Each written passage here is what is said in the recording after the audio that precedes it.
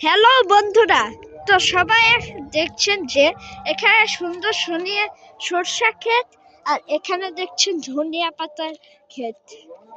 এই জায়গাটি খুবই সুন্দর। তো এখন আমরা আছি হলাম জায়গাটা হলো ঢাকা জেলার দোহার উপজেলার এটা সাতবিটা গ্রাম, মানে মুকসুদপুর সাতবিটা গ্রাম। সরষা ফুলের সুন্দর গন্ধ বের হচ্ছে।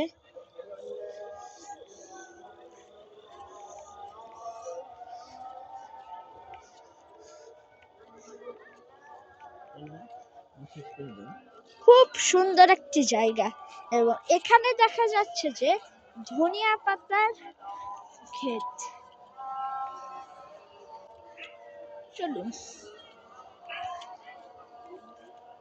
তো আজ এখন এখন এখানে আজান হচ্ছে, মাগরিবের আজান। তো এখন আমরা এখানে শেষ করছি। বিদায়, আবার দেখা হবে।